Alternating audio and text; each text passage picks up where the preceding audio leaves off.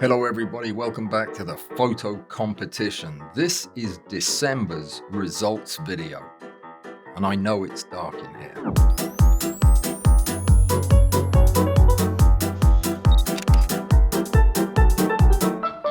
But if it isn't dark, I can't see the pictures, and if I can't see the pictures, I can't make the video. So there you go.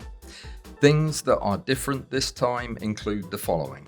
I am going to show every picture that was submitted. That's partly so that I can make fun of Steve the librarian's pictures, but also just because I think everybody's should be seen. Another new thing is my bell. I made this bell out of scrap things, and it sounds fantastic. So as I go through these, so I don't have to waste time saying, this was one of the contenders, I'll ring the bell and you'll know. I'll probably say it as well, but there you go. So there are 16 out of the 50 or so pictures we're going to look at that are through to the finals. And then the finals happened immediately. And of those, 4 ended up placing. 1/3, 2 seconds, and a winner. Okay? That's what we're going to do. Another thing that's new that doesn't count for this month, but will count for next month, and that is the way you submit your photographs. You no longer have to go to Discord to do it. All you have to do is go to the competition website, which is called www.macrocontest.com. Macrocontest.com. Shall we begin? We've got a lot of photographs to cover. The first one is by Alan Mayo, who was at the live stream last night. Thank you for coming, Alan. And this is a rubber ball. It's actually a ball of rubber bands. I know these things. And did I tell you what the theme was? It's mundane to magnificent. That means you found something that would normally be considered mundane, but because you photographed it so well, it became magnificent. First up is this picture from Alan Mayo.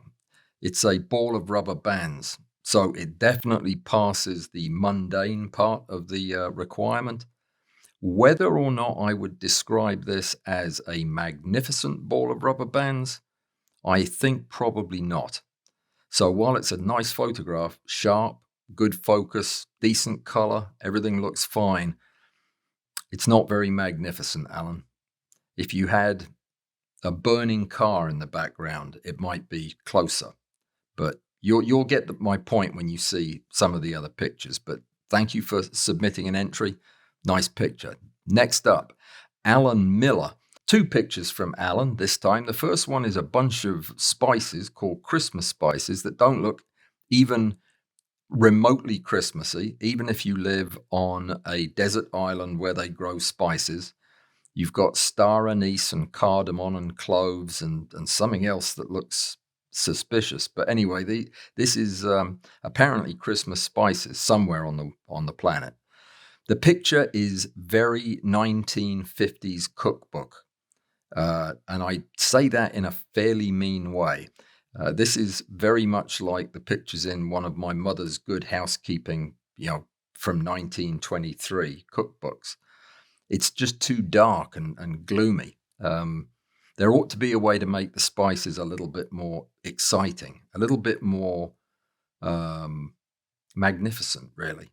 Don't you think? We're going to move on because the next one's a big step up. It's also a 1930s cookbook picture, but you pulled this one off quite well. This is salt and pepper. And this one I like. I like it because even though it's still a dark theme, the crystals look lovely and they're well shot. You've diffused the light well. You don't have any specularity. Everything's in focus. The peppercorns are nice. Lots of detail on the inside. I like this picture. It could use a little bit of pizzazz, but it's definitely good enough to get into the finalists, actually. So yeah, well done, Alan. Well done, you. That's the first bell of 16. Next up, Amy 5, Dreaming of Summer. I would really like to know how she knows that this ladybird, which ended up, I guess, becoming a mundane feature in her kitchen, was dreaming of anything. I mean, it appears to be a dead ladybird. It's a little bit out of focus. It's a little bit out of the light. And there's the whole thing about whether or not it's dreaming, which I don't know. I talk to a lot of insects. Nobody's ever told me about their dreams. So I'm going to say this is nice. From the lines are beautiful. The colors are interesting. The ladybird is problematic, but not in a terribly, terribly bad way. This just doesn't get a bell, Amy. I'm sorry. I tried. I thought about it. Not for long, just for a little bit. Amy had a second picture, though, which she named after the title to a Beatles song that never existed. It's called Yesterday's Rose. And it is clearly yesterday's rose because it's dead. It's dead, and the stem is buckled from the weight of the rose corpse. It has a nice gradient background with the white baby's breath, which is actually a very interesting juxtaposition. And the colors work beautifully well. I would never have guessed that that kind of reddish brown would work well against the background, but I guess it's the green in there that helps pick it up. Either way, I kind of like this, and I like the idea. I like the title, and I told you before that titles are important, and the title tells me a lot about the picture, but it also tells me a lot about the photographer. So yeah, this is nice. Yesterday's Rose, and it's actually good enough for something like the fifth week in a row that Amy has got into the honorable mention. So well done, Amy. Well done, you. Next up is Andy Lamberson. And Andy does not have to worry about getting into the final 16 because this picture is really quite disturbing. I wasn't sure what I was looking at first. It looks like one of those Indian meals in a carton that you can buy, and you just add boiling water and you stir it and let it sit for 3 minutes, and then you peel the top off and look at it and throw it away. And that's what this yellow stuff looks like. But I hear it's lichen, and I also from the title realized that there was a pin in here somewhere, which I didn't see for the longest time, but it is actually poking up in the middle. Not what I would think of as the star of the show. This looks like a very dangerously dirty. It looks like something you'd get hepatitis from, or possibly tetanus. It doesn't look like. Yeah, I wouldn't. I'll be frank, Andrew. I wouldn't put this on my wall. But all in all, lichen is one of those things. It can be really beautiful, and sometimes it just looks a little bit like emesis. And that's what it looks like here. And I just don't even know what to say about the pin other than what I've said. Moving on, Bud Parrott sent in 2 pictures, and I like them both, which is hardly surprising. I like most of his pictures. This one is the doodad drawer. Apparently, this is what he found in his wife's drawer. And yeah, that's kind of like what you'd find in one of my drawers, too, to be honest. Lots of tool-like stuff and screws and bolts and nuts. And this is a lovely picture that really shows off his talents, because Bud's got this absolutely sharp. The colors look good. I'm not sure what color those brass things are, but my monitor might need a bit of calibrating. Maybe they look more brassy on yours. They're a bit orangey on mine, but it's lacking something. It's lacking a story. And this is a recurring theme for me. I think pictures are a wonderful opportunity to either tell a story or at least hint at a story. And I was telling Bud, the thing that would make this picture just more interesting to look at would be if there was something incongruous in it, if there was something that maybe didn't belong there. And the example I gave him was a pink elephant keychain. I don't know why I thought of that when I was talking to him. I don't own one of those. Something that just doesn't fit with nuts and bolts and screws and Allen wrenches and everything, that's tucked in there, and you can hardly see it maybe, but it makes you think, what's that doing in there? Where did that come from? And suddenly you're interested in the picture. And that's the thing that was lacking. But was it lacking enough to make this a bad picture? No, definitely not. See, that's the proof. It's a contender. It's one of the 16. So was this one. his second picture. This is called Inside 3D, and this is a tiny fragment of a lizard or something that he had printed, and this is the inside of it. And what a clever picture. Not only is it clever, it's absolutely beautiful in a kind of weirdly sci-fi monochromatic way. The way he's got the steps of plastic going down out of the picture and the kind of creepy looking steps in the background, the whole thing works on a strange level. And the closer in you zoom, the nicer the texture of that plastic is, because it's got little flecks of shiny in it. It really works. It's a good picture and a definite finalist. So that's 2 contender rings for Bud on both of his entries this time. Next up is probably my favorite title for a photograph in a million years, probably. The title is Black Bic Biro Ball. So I'm going to call it an alliteration, and it's just fantastic. It's a great title for a breathtaking photograph. This is the tip of a Bic biro, and this is not the last ballpoint pen you're going to see in this competition, but it's very probably the last ballpoint pen you need to see. This is masterfully photographed. The use of heavily diffused light from both sides to leave the tip of the pen in shadow like that. The detail on the brass part of the housing that holds the ball is just breathtaking. You talk about a story in a photograph. I was looking at this and I was going round and around the outside of the housing thinking, where's this pen been? What has it encountered? What happened here? What are all these scratches and globs of different colored ink? And it just captured my imagination. And the textures on the ball and the way that the textures fade away into shadow and then bloom again on the other side. Just a great artistic macro shot. Did I ring the bell? I needed to ring the bell. That's a bell ringer right there. Loved this picture. Bravo. Well done, Graham. Next up, Claudiu had 2 pictures. The first one was a dead fly, and a very nice picture of a dead fly. Yes.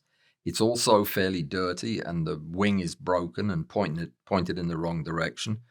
But there's nothing to fault about the quality of the photograph. I even like what you've done, raising the intensity of the light, making it a fairly high key photograph against the black background, which is kind of hard to do. The fly's dirty, but it's a dead fly. Presumably you found it on the floor or in a drawer or something. So I'm not sure a dead fly anywhere is a very mundane thing. It's certainly not mundane if you're the fly, but if you're finding it somewhere in your house, it's not that mundane. But I'll give it to you for that.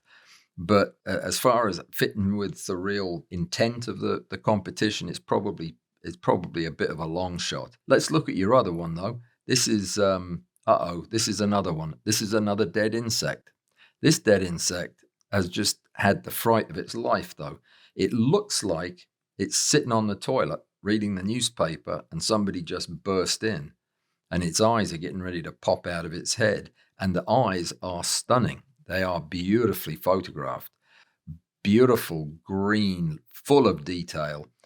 But again, unless this is kind of every day you have to get up and go through to the kitchen and shovel the dead insects out of the sink, it doesn't strike me as mundane. I don't think I've seen a lace wing before. It would be a rarity for me. So that and the fact that the thing looks like a cartoon horse, it's just hard for me to, I'm not going to ring the bell. Or maybe I should. Maybe I should ring the bell for that eye. You know what? There you go, Claudio. I gave you a ring for that, mainly because your technique is fantastic. You're really, really you're nailing the details on these insects. Could I suggest you maybe find a living one or a freshly dead one next time? What in the world is that, I wonder? There's a pair of eyes peeking out from under its chin. Did you see that? That is very strange. This is very nice. I like this. Yeah, I'm glad I rang the bell. So there might be 17 of those now. We'll just have to see. Before we move on to the next photograph, if you think that maybe I'm being a little bit harsh with some of my comments, I want you to wait until I have talked about Steve the librarian's pictures so that you can compare what I'm saying now with what I say about his pictures. And then you'll know that I really wasn't being harsh about these at all. It's just my style. It's just rude. It's the way I was brought up. Okay, moving on. Next up is Crowley. Crowley had two pictures. The first one, not crazy about, because it's really a picture of three Crowley fingers, mostly. There's a little cluster of insect eggs that look like sunflower seeds in the middle, but they're not seeds. They're the eggs of insects, so don't eat them. And yeah, it's hard not to be looking under his nails to see if he's given them a good clean before he put them on the camera like this. There are lots of ways to photograph insect eggs that make them look interesting, but holding them is probably not one of those ways. So this picture has been overwhelmed by the fingers, and it's not going to get a ring. I'm afraid. I'm reaching for the thing, not to trick you, just so that I have it in my hand. Your next picture, which was a giant katydid crawling over a magic crystal, is actually, I love this picture. I absolutely love it. I love it because the katydid is the scariest looking thing I think I've seen. Well, until I saw Steve's picture, this was the scariest thing I'd seen all day. The thing has a malevolent look. It looks like it's made out of origami, and it's a transformer at the same time. What it's doing climbing a pyramid backwards, I don't know. But the whole thing is it's brilliant. It's a clever picture. The important parts are just sharp as can be. So it's a well-executed picture. How it fits into the theme of mundane to magnificent, I'm just not sure. This creature is not mundane. The picture's pretty magnificent, but yeah, magnificent enough for one of them anyway. Well done, Crowley. Yeah, try to stick a bit closer to the theme next time. Like if we have a theme on scary monsters climbing on pyramids, this would be a dead ringer for it. Very hopeful that we don't have that kind of katydid in my part of the country. Gilles, you sent me two pictures which tell me more about what you get up to in Canada during the snowy season than your photography. The first is a piece of lace. I think it is. I don't know. I've never looked at lace. I have hardly any lace myself. That might be lace, but honestly, it looks a little bit more like bacon wrapped up in string. So if this is lace, it doesn't look pretty magnified. And I'm not crazy about the lighting. I think maybe if you were to back off and show more of the context of what we're looking at, it would be more interesting. But it looks like a kind of macrame breakfast buffet. If the idea was to feature the geometry of the pattern, then I think that hasn't been done either, because you're asymmetrical in the y-axis. You've got too much space down at the bottom, not enough at the top. I'm just being really picky, but I'm not going to ring the bell for this one. I just refuse to do it. Now, this might be one of your more interesting pictures, Gilles. And like I say, it says a lot about what you're up to in Canada. This is what happens if you mix vodka and vitamin C tablets and then let it evaporate. You get these bizarre looking crystals, which I guess are polarized or somehow filtered. But yeah, this is ascorbic acid that is crystallized out of an alcohol solution. It looks like a psychedelic sombrero, but it is interesting, and it grabbed my attention. And apparently, everybody in the world knows about this except me. I've never heard of this before. I read a paper on it when I saw this picture about ascorbic acid solutions in ethanol and how you get these crystals, and I didn't understand any of it. Didn't help me understand the picture either, but I just like the colors. So well done, Gilles. You're one of the 17. You might be one of the 18 now, actually, because I'm not sure if you were on the list, but it gets a ding. Gustavo Garza had two. The first is Caracol. Caracol, as you can probably guess from looking at this picture, is a Mexican seafood restaurant. It's also a ancient Mayan temple in ruins on Belize, gastrointestinal disorder of the Philippines. But the fourth thing in the dictionary was that it's a snail. So this is a caracol, it's a snail. And I actually love this picture. It's beautifully done. The lighting is perfect. The colors, the gentle curves, the way that you've managed to get the whole snail sharp and have your background, even the tile underneath the snail, dropping off into this nice creamy bokeh. Very monochromatic, but very pleasing, very peaceful image. I like this one. Well, that was one ring. Don't misinterpret that as being on the list twice. Just once, Gustavo. Your second picture was one of the ones that had a tremendous amount of potential, but I think you spoiled it by where you stood with your camera. This is called a gumball where I live. It's the cone from a gum tree, sweet gum tree. And I didn't know they looked like this. It looks like the ghosts of birds all tied together with sinews. Very scary looking thing with these beak-like projections and everything. Absolutely gorgeous, and I love the colors, the browns and golds, and the way you've used the light is fantastic. But your framing of the shot is not good. It leaves a lot to be desired. And it's a shame because I would have dinged the bell for this. I would have done. But you've cut the top of the gumball off and it looks like 3/4 of a gumball, which is, I think, disappointing. Yeah, put this in the middle of a frame with your same background, everything the way you've done it, and give it some breathing room. Maybe put it off to the side just a little bit. It could work really, really well. Next, we go to Germany and Ingolf Kuntz, who has given us another pen with style and panache and created a genuinely interesting, quite beautiful photograph of a fine liner. There's geometry in here, there's the use of some empty space, there's the technical sharpness of the important parts of the image, and some subtle things like the way he has created this triangle with really nice diagonals from the corners, converging on a spot that's in a very nice spot for the eye to look at, about a third and a third of the way down, third of the way across, maybe a little bit less,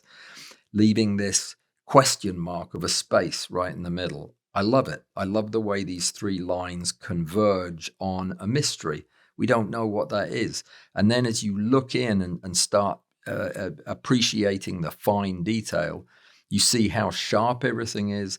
The ink or dye or whatever it is on these fibers of the paper look fantastic. And as you look even closer around the paper, you start to notice that all of the flecks of color in this, I think, very expensive note paper are complementary to the color of the ink.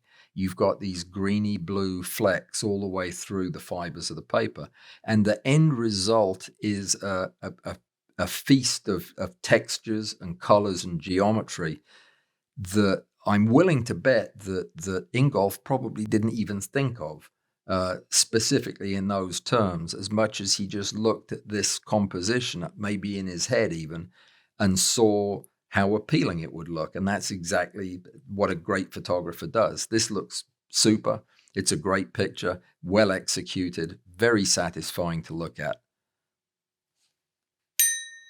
So I'm going to ring the bell. Well done, Ingolf. Next up, Jimbo, last month's winner, submitted 2 pictures, and both of these caused me to have almost hyper nostalgia.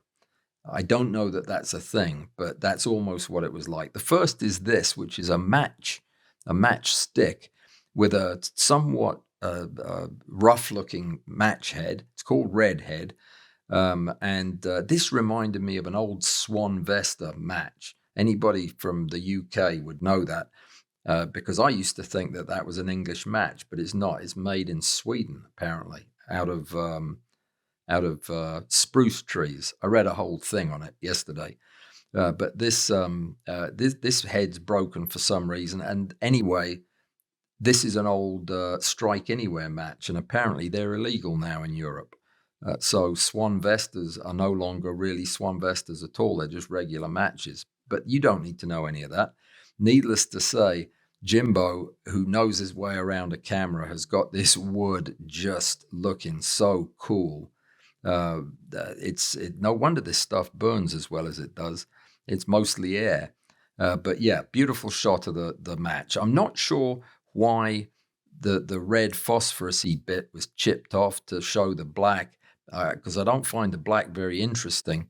I would have found the whole match more interesting, but it doesn't matter because I'm not going to ring the bell anyway.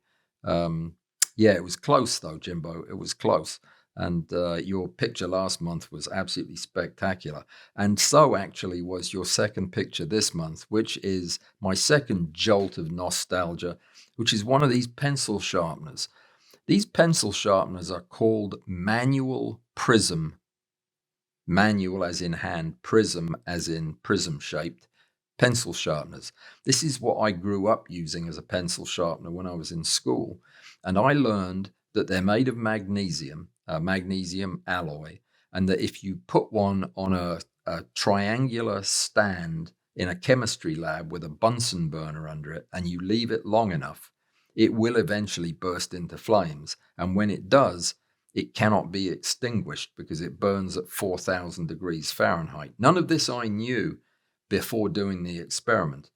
Also, something I didn't know was the punishment for setting fire to a pencil sharpener in the chemistry lab was a thrashing with a cane, which I got. And remember to this day, indeed, that's the first sensation I had when I opened this picture and saw the pencil sharpener. It was a slight, you don't need to hear the details of it. But anyway, yeah, it was traumatic. This picture is absolutely fantastic. I love what he has been able to pull out of this picture in terms of detail. If I had a criticism, and it's not really a criticism, is the magnesium alloy it looks a bit over sharpened possibly in places, but it does have a very granular feel. And then I look at the rest of it, and it's clearly not over sharpened. The detail in the steel of the screw and the edge of the razor blade down here is marvelous. I love talking about stories again. I love the little flecks of color from other pencils that have been through this pencil sharpener. It's like, yeah, it's a little glimpse into what Jimbo's been up to with his colored pencils. And the detail in the wood, my first blush when I first opened the picture, I looked at it and I thought, oh my gosh, that's a lot of fringing in that. That doesn't look like one of Jimbo's pictures, but no, that's the paint on the outside of the shaving because it's a red pencil. I loved this picture. Did I already ring the bell? I meant to, and that also was just one ring. But Jimbo, that's another fantastic picture. I loved this one. And yeah, the nostalgia was something else. Next up, Kassem had 2 pictures. So the subject that Kassem chose for his first photograph was oil and water, that rather cliched mixture that a lot of people photograph these days, and they do make some very, very nice photographs. This one, however, is problematic. When you're doing a photograph that is simply circles on a background, you have to get the circles and the background perfect. And when the idea is to make this a minimalist portrait of circles on color, it needs to be pretty flawless. And the other thing is, when you're taking a photograph that is commonly taken, you have to expect that the people looking at it have seen examples of this recently, and you are going to be compared to those examples. So the idea is, if you're in a macro competition and you're taking pictures of ballpoint pens or bubbles or soap bubbles, stuff like that, they've got to be good pictures to impress.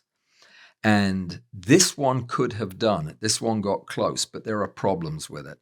For every really cool feature, like this trio of bubbles down at the bottom, or I'm going to call them bubbles, they're blobs of water walled off by the oil. But anyway, these three look very interesting, but they're in the middle of a specular highlight. This cluster of bubbles look good, but there's a smudge on the glass or whatever is being used. And on the main blob, right in the middle of the picture, there is a triangular piece of dirt, which looks quite out of place. Then you have a couple of the really prominent bubbles up in the top right-hand corner that are out of focus. And they are obvious in the picture. So all I am suggesting is that this same picture, while it still would have had problems, the problems would have been drastically less important if you had just cropped this in. And in fact, I played around with it for just a minute, and I tried cropping it and rotating it. And just by taking out the edges where the smudge, the out of focus bubbles, and the biggest concentration of little flecks of dirt and everything would have been a lot more appealing to me. The way the picture was, your attention was drawn by the flaws.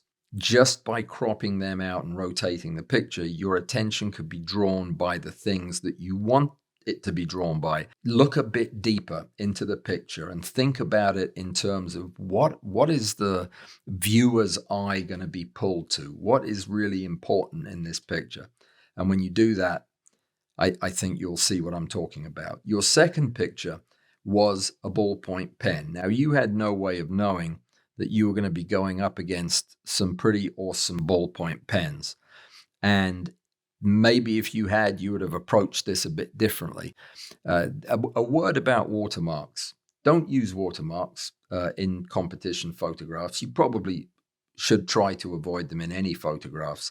They're not in vogue right now. They're distracting. And when one creeps this close into the middle of the picture, it starts to look like it's part of the picture. I know a lot of people who do use them, and I think they look just a little bit tacky, to be honest. No offense. I mean, I used to use them all the time too. I went back and I took them all out, but yeah. So it's just a thought. Think about it. If I was going to use one, I'd make it very small and very peripheral, so that you'd have to look for it. I love the ball in this ballpoint pen because I think it's actually a roller ball pen, and it has a separate thing in there, a collar for holding the ball. So I love the weird pattern in the ink over the glass ball. That looks great. The rest of it looks a little bit dirty, actually, like as in not battered by the travails of being a ballpoint pen in the modern world, like a black Bic Biro ball did, but more just it's dirty. It's got ink on it. Wipe it off type of dirt. I like the monochrome background, the kind of grayish overall appearance with the blue. But it would have been, I think, a bit more effective without all this blue and without that smudge on the barrel. The last thing I'd say is, and I'm beating up on you just because there are some good examples in this, the picture is obviously focus stacked to get as much of it in focus as possible, but then you've left the top edge out of focus, and the bottom edge for that matter. If you're going to focus stack, you can focus stack selectively. Of course, you can do whatever you want, but it looks better if you have a subject that we know is tiny and you're trying to emphasize how tiny it is. It's probably better that the whole thing be in focus. Whereas if this was part of something much bigger, you'd leave half of it out of focus. I get that. But in this case, it just makes it look like it's accidental, that this smudgy area here, you just didn't notice it, is what it looks like, which takes away from the picture. So good effort. You'll have to get your ding next time.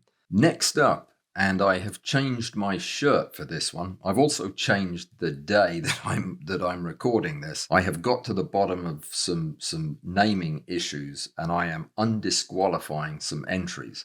So that's why. Just don't worry about it. Just ignore the fact that my shirt keeps changing color. Okay. Fedi turned in a pen, a ballpoint pen, or should I say another ballpoint pen. Very nice. It's not the most exciting ballpoint pen. It has a little bit of specularity on the right-hand side and a fair amount of grimy detritus scattered around on the metal. So, I mean, it's a little bit distracting. I think the biggest problem with this one is that the crack, I think it's a crack in the ring around the end of the pen, and the crack in the shoulder of the bit that holds the ball.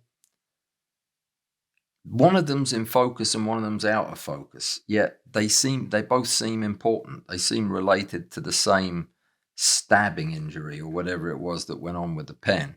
It's an okay picture. I'm not going to ring the bell on this one, just so as you know. Not a bell. Let's move on. So next up we have two photographs from William Bodine. These are two of the ones that got disqualified because I didn't know that they were William's photographs, but they are. So I'm going to undisqualify them and talk first about this black jacket zipper. Yeah, it's lovely. It's a really, really nice photograph. I like the grunginess of it, yet the exposure's great. The textures are great. The perspective is unusual and pleasing to look at. This is a very nice photograph. Bravo, nice picture. I think that gets a ding, don't you? Let me see. He had a second picture as well, did William. I do not like this picture, William. I don't know that I've ever seen one of these plants, but I don't like the look of them. It's a hollyhock, you say. I'll take your word for it. You know what it reminds me of? One Christmas, my dad bought a box of dates to eat, and they look like this. I got a very sore tummy from them, and I didn't like the taste of them either. And they looked hairy like this. I think the dates were bad. Well, William, this is a very nice photograph of a very ugly thing. I wouldn't call it mundane either. It looks like it's from another planet, and mundane things generally are from this planet. So you're just going to have to settle for just the one ding on the bell. Next up from Ron Herp. This was another disqualified picture because I didn't know it was Ron Herp that had took it, but now I do.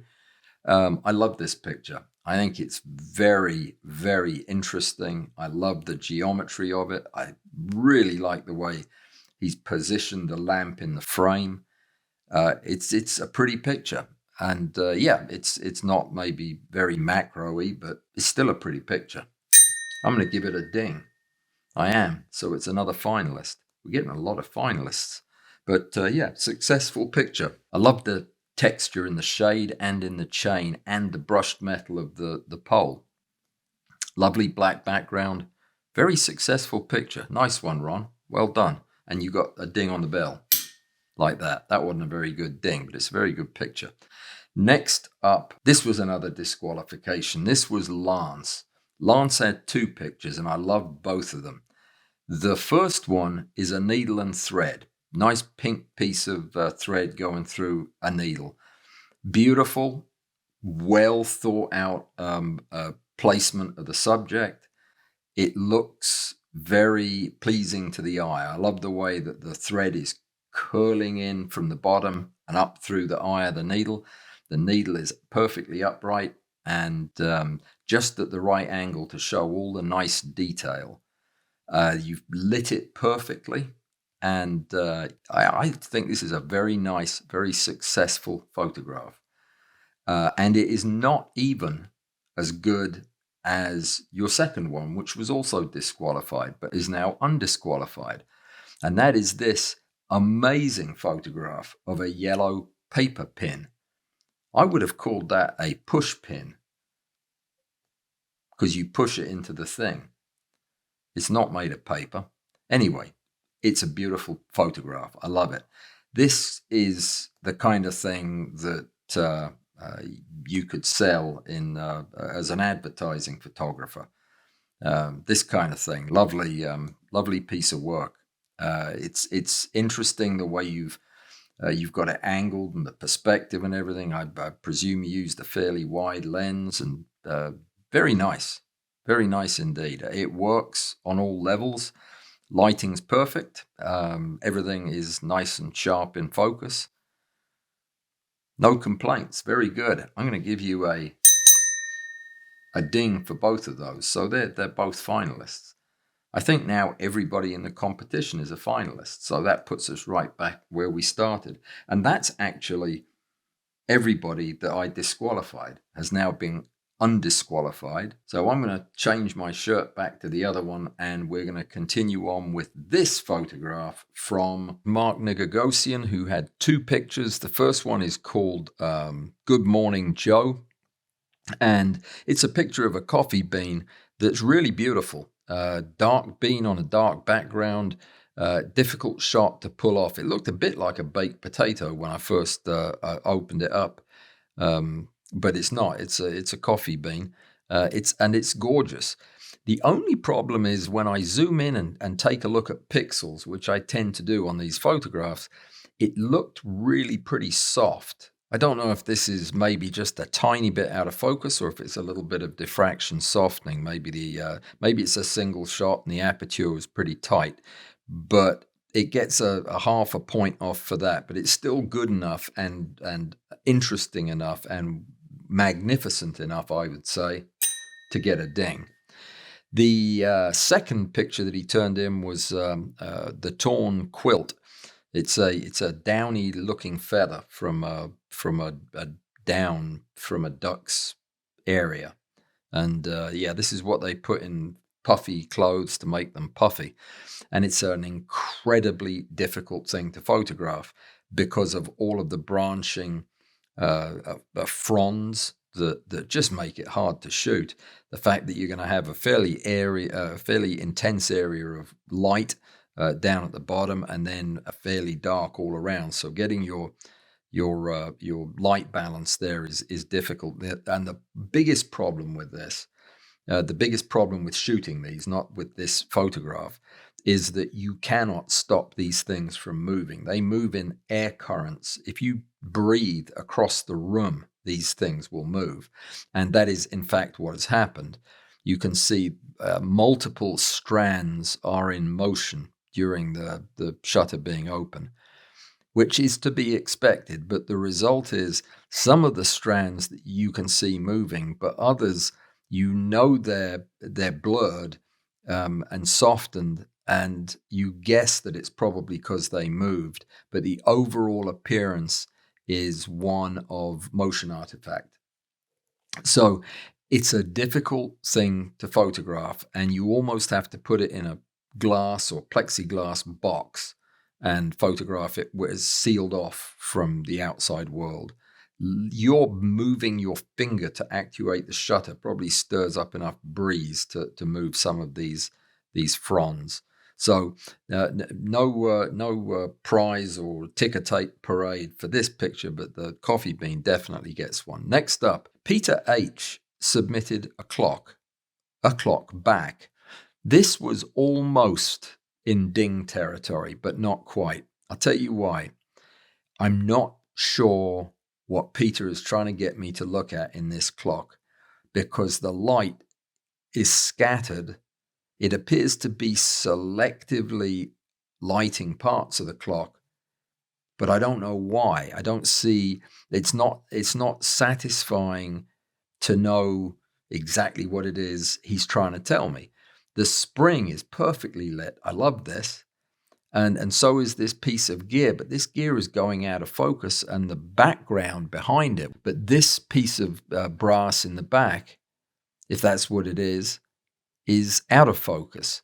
And then we've got the wood in the back is back in focus. So I'm guessing that this is a focus stacked shot, and it just has some focus banding in it.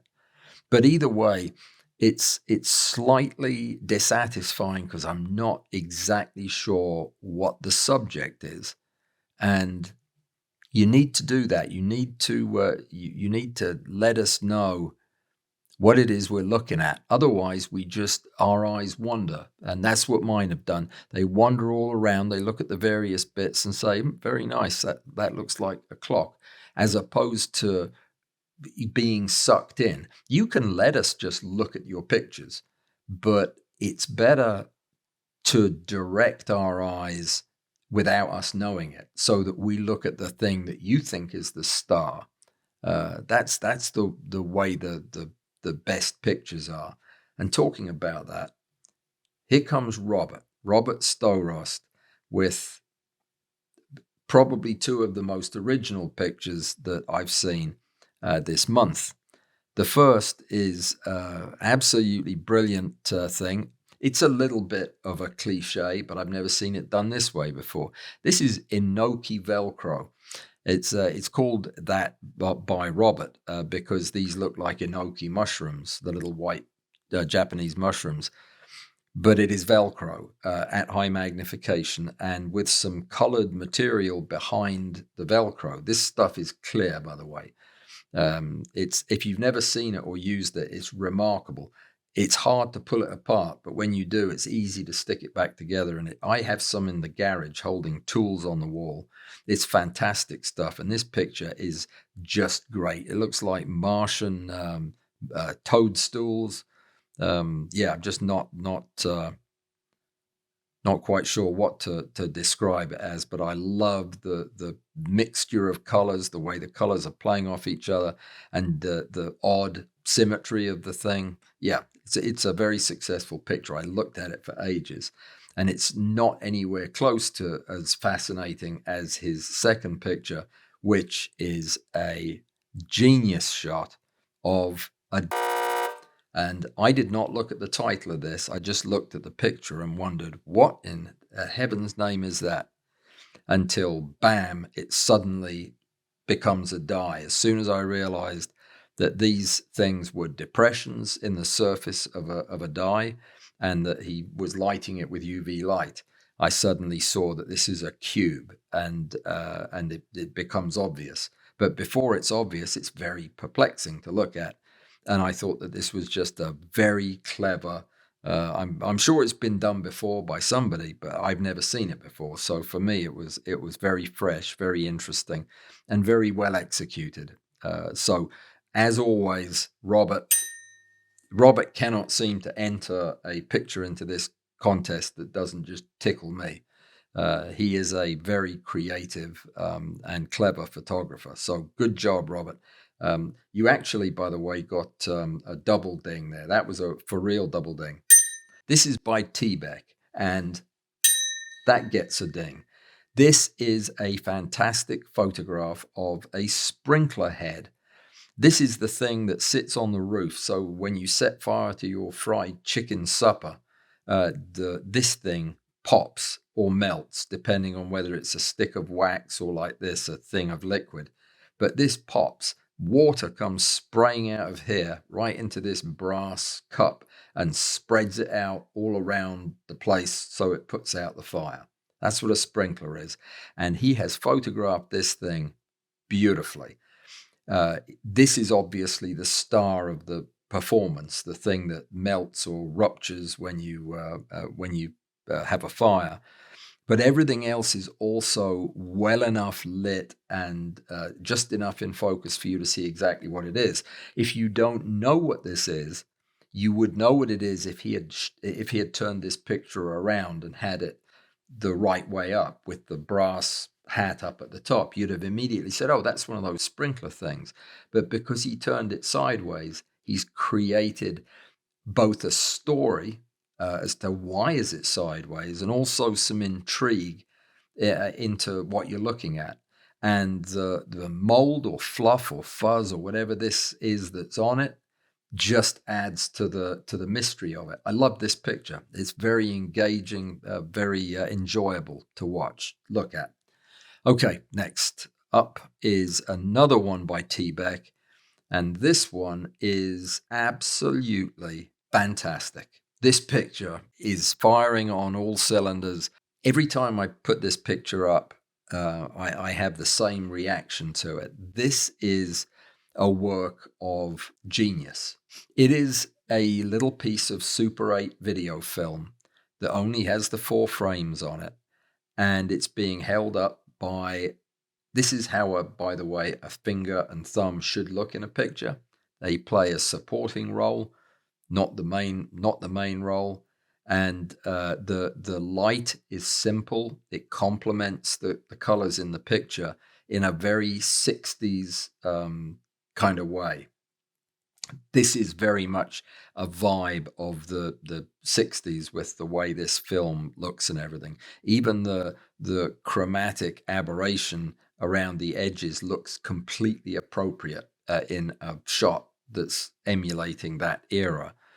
Now, when you look at the picture, it digs into your imagination. What in the world is going on? Why has the photographer been left with a movie camera by the side of the road outside of Colorado Springs in a cloudless day, presumably 500 degrees out there in the desert? And is this a body? That's what it looked like to me when I saw it. Has this car just dumped a victim out here? It doesn't matter. Oh, it does look like that, though. I've got to stop looking at that. The point is, why is this man holding this little tiny clue of what happened back in 1965 outside of Colorado Springs? This is a story within a story, and it is so clever and so intriguing and so well done.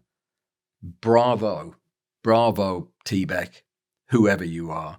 And you got your title perfect. I love this. Super 8 film. Beautiful, beautiful. This most assuredly gets a resounding ding of the bell. This was definitely one of my favorite photographs out of a lot of very good photographs. This was a beauty. All right, moving on. Oh dear, it's time for the librarian. Well, I guess eventually we had to get to Steve the librarian.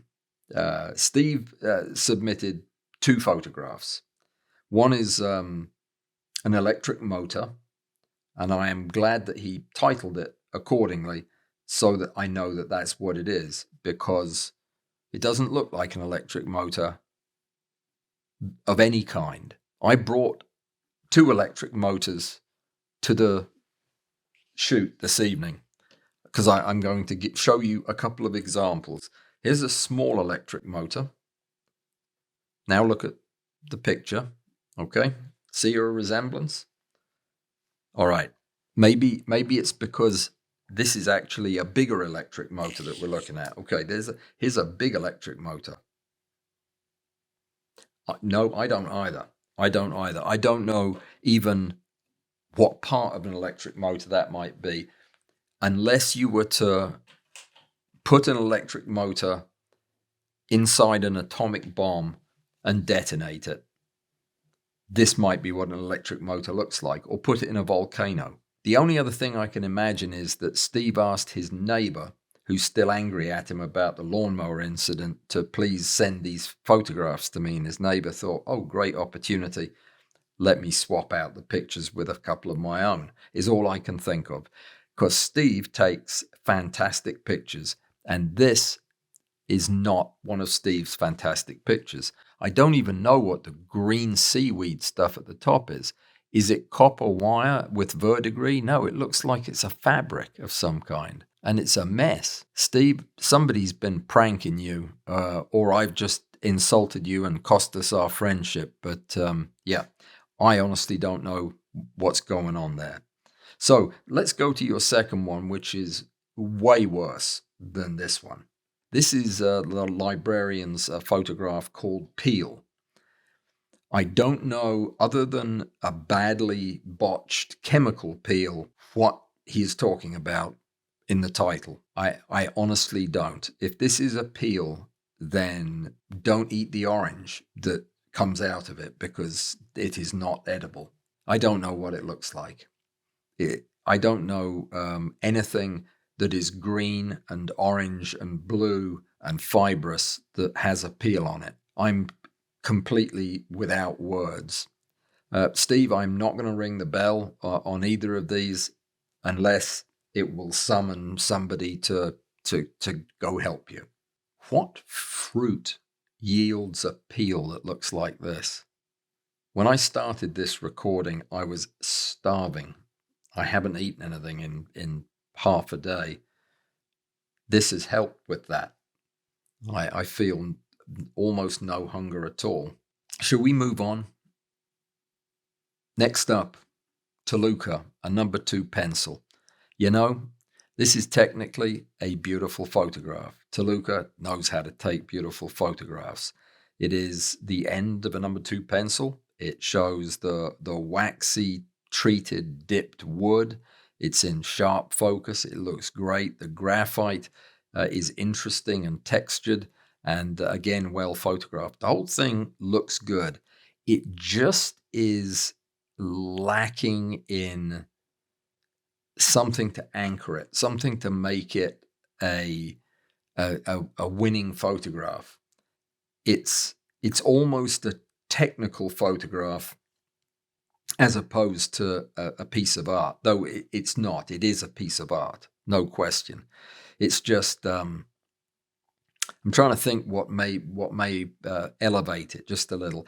One thing might be ever such a slight tilt to one side or the other to just show the scale of it. I don't know. It's hard to say. It's a good picture. It's just not a Bell picture. Moving on to the last picture. This is a picture I actually talked about last night at the live stream. This is from Fred Stone, and it's called Knife Edge. And if he hadn't titled it that, I would not have known that's what I was looking at. And what we talked about in the live stream last night was how this type of image sets up an optical illusion. Because you're shooting this from head on, you lose all the visual cues that make this into a knife edge, and instead you're looking at the face of a set of cliffs, basically. All you would need to do, well, there's 2 things you need to do if you want this picture to win in a competition. The first is you need to clean it. You need to wipe it off so that the dandruff is gone from it. The second thing you need to do is just turn the knife a few degrees away from the sensor plane. So if this is the sensor plane and the knife is absolutely parallel to it, just turn it away a little bit. When you do, the tips of the ridges, the crests of the ridges will fall away into the back, and all of a sudden this will look like a knife with a serrated edge. And that's unless there is another visual cue that you can use, like the handle or a hole in the knife, whatever the name of the knife maker or whatever. If there are no other visual cues, then you need to change the plane of focus so that you can cue the viewer into the fact that you're looking at the edge of a blade. It's a nice picture. It's not a winner, I'm afraid. But there were 16, 17, or 18 contenders. And congratulations to everybody who was in contention. There were some really good photographs this time, but I was left with deciding on the 3 winners, the third, second, and first place. And honestly, I could not get below 4 winners. So after careful consideration, I decided to go with a third place, 2 second places, and a winner. So in third place alone was Bud Parrott with the inside of a 3D print. And it's a lovely photograph. It's clever, it's surprising, it's unusual. It has a story, or as many stories as you want to give it. It's just a nice piece of abstract art that really works, and it's well executed. So bravo. So the first, second place goes to Robert Stowrost, a regular in our winner's circle, with his UV-IVF dye. That's an ultraviolet induced visible fluorescence photograph of a dye. So because there can only be one winning image, the second place goes to T-Beck for his incredible photograph of Super 8 film. That is the kind of image that I would love to put on my wall. So the greatest compliment that I can give is when I tell a photographer who submits a photograph to this contest that that is one that I would put on my wall. You know who the last person I said that to was? It was Steve the librarian, who took an absolutely gorgeous photograph of a mushroom, which is now hanging on my wall. Thank you, Steve. So that's how I know it was his neighbor that sent over these other 2 pictures. But this photograph by T-Beck, the Super 8 film, this also needs to be on a wall. It is absolutely brilliant. Well done, very clever, very intriguing, and beautiful to look at. So bravo. So the winner, in case you couldn't guess, is from Graham Carey, and it is probably my favorite photograph of 2022. And I'm talking about every photograph that I've seen in 2022. So thank you to everybody who submitted a picture. Congratulations to those of you who became contenders.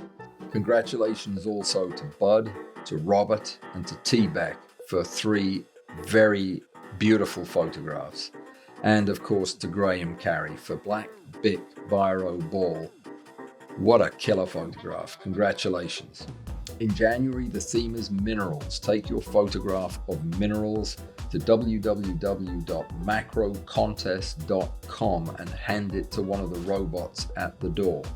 Do not go in if they invite you in, and keep your hands away from their mouth hole in the facial area. That's it. That's all I've got to say.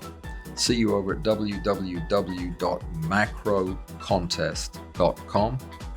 Don't feed the robots while you're over there, and I'll see you in the next thing I do. Until then, stay safe and be well. Good night.